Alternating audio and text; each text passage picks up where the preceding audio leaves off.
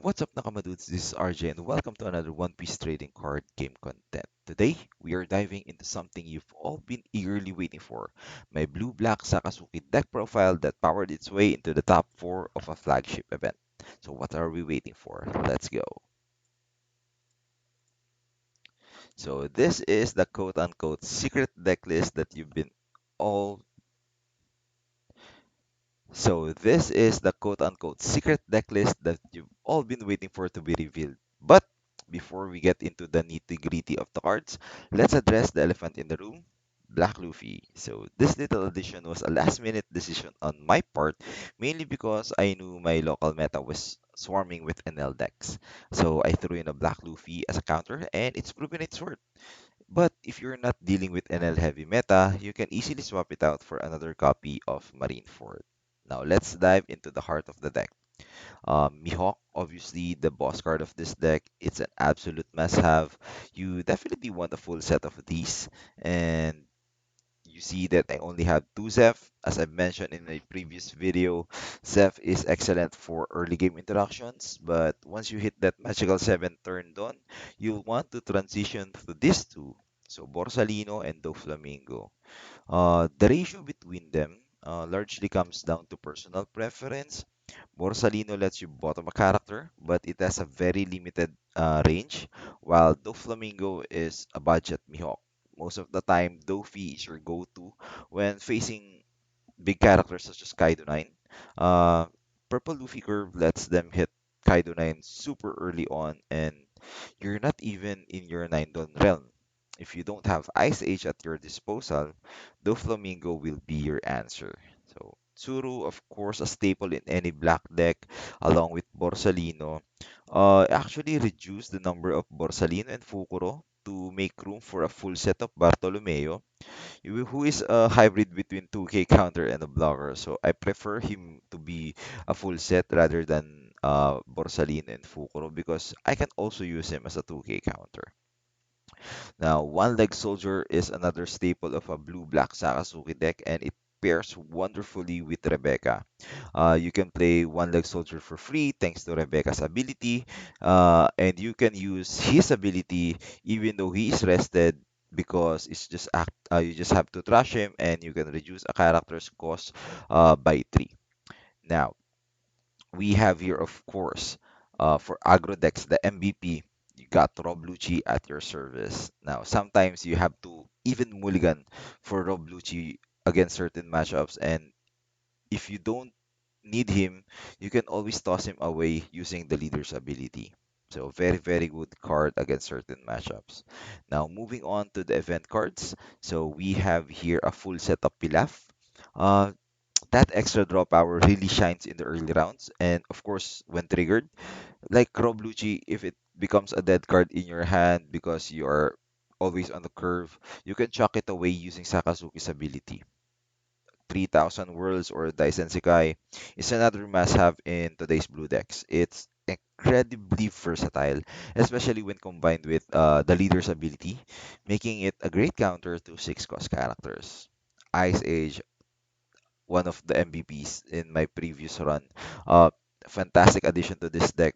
Early Sakazuki decks that might not include it, but the -5 is just too good to pass up. It's like having Kusanten in your pocket. And let's not forget, of course, one of my favorite event cards, the Meteor Volcano. So it's a card that plays perfectly with Mihawk.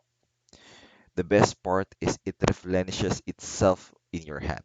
If there's a pesky 10 cost character in your field, just play Meteor Volcano, reduce its cost down to 8, and then attack and use your leader's ability, further reducing the character's cost down to 7, and then unleash Mihawk. It's a great it's a great replacement for Tsuru because Tsuru can now be saved for a clutch counter move instead.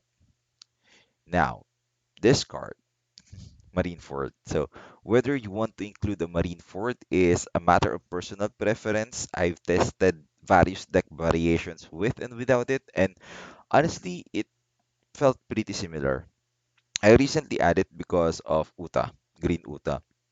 It seems like more players are using Uta, and That increases the chance of facing a 10 cost Dofi.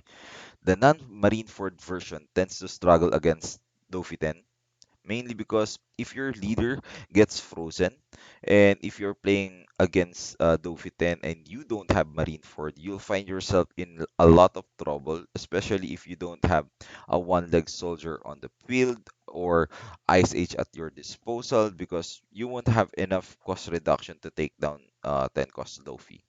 So there you go. This is the breakdown of the deck, and I will show you guys how it performs in the simulator. So let's get into it. Okay, we have here Zeph. Wow, really interesting deck. Actually, this is my very first main deck, Zeph. So let's mulligan. Okay, so he wants to go first. Interesting. Usually, if you are Zeph, you always want to go second due to the curve of the deck. But interestingly, he went for second. I'm not sure if I want to throw Roblucci here. Let's see first what kind of build he has. Three Dawn, usually that's gonna be Jack, the trash one, gain one Dawn. But okay, I'll take that. No Dice Sensekai. Attack for 6. Then go Pilaf. I had one of the Dice Sensekais here, so I can throw that away for another 2k counter. Let's see what he'll gonna do. For 5, of course, I'm gonna counter that with a Bartolomeo. Okay, so that makes sense now. So let's just uh, play Dyson Sekai here. Let's not waste time. Attack again for Zeph doesn't have a lot of counters, so he will struggle. I'm in the 8 Dawn turn, so I'll just gonna throw Roblucci here. I can bring it back with a Rebecca if I need him.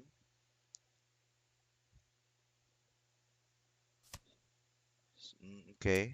5 ko, so that's gonna be a Borsalino. 5k, throw again. Borsalino, I can answer with, of course, uh, a Borsalino, a bigger Borsalino. Now attack for 6. I don't think I'll have. This is the hard part when dealing with Pilaf. I'm not sure if I'll have the chance to play this one.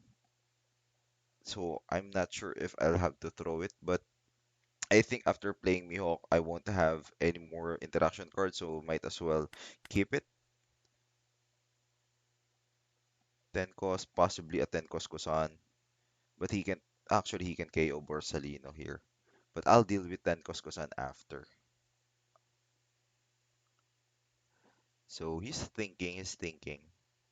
I can deal with 10 cost Kusan. Because he can kill Borsalino, but he'll gonna go down to 6. hmm hmm Could have been a great true blue cheater in here. Okay, attack for 6, counter 7. Okay, so this is the time that we can use Sanji's Pilaf. If we get Ice Age, that's good. So we didn't get Ice Age, so it's better to just bounce, use the Skid rather than Queen because he'll just gonna draw 2 again. So let's just bounce. Attack for 8.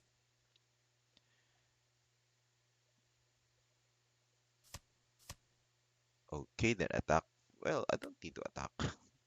I mean, we won't be getting anything. I should have attacked for 5 first, so that if he blocks, I'll just gonna kill Queen.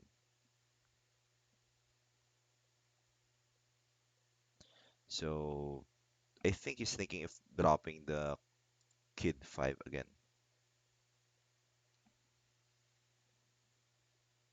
Let's see what he'll gonna do next. He can go. Yeah, I don't think he can drop the 10 Kuskusan now. Should have been the perfect timing should have been the earlier round. If he goes for 10 Kuskusan, yeah, I'll just answer. He'll kill one, KO one, might be the Flamingo. 6K, Borsa, deal with Kusan 10. Actually, let's attack for 5 first. He can block, but I'll gonna attack him with Queen. Then let's play this one. Let's go 7K face. End our turn here. Queen will go down next turn with Borsalino. Then I think it's time to. Hmm, do I take one? I'm running out of cards actually. Uh, thinking. I still have one great eruption, so I'll just get a counter. That's okay. If this attacks, okay. So that's a very good card that of course now we see the power of Pilaf because I'm running out of cards and it game clutch. Now it perfectly blends with Borsalino because I can attack for 5. Reduce the cost of Kid. Okay. Now I can attack Mihawk. I can use Mihawk to kill Queen. Now we will play and then actually attack for 9k here. So he can play, yeah, just gonna say Shockwave. Now I can now attack face. Now he don't have that many cards. I can throw. No, no need to drop anything. We already have like three 2k counters. Uh, can bring back a blocker if we wanted to, and then just additional card. Sure, I'll take one. Now we can play Fukuro. Uh, doesn't have any cards, so that's gonna be a 9k counter. So what we're gonna do is attack for 7k first. Doesn't we don't need to bounce anything as of now because we'll definitely gonna have they'll definitely get a block.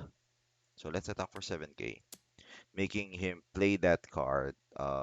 Sure, let's go with this one. So he has another impact wave or shock wave. He'll use it. Oh, he took it. Okay. So then I can go 9k. I'll just need 3 dons for Fukuro. So I have 5 don to spare. So let's start with 9k here. Make them discard a lot of cards. You need to block. You definitely have to block. Again, you definitely have to block. So that's gonna be 2k. He'll block.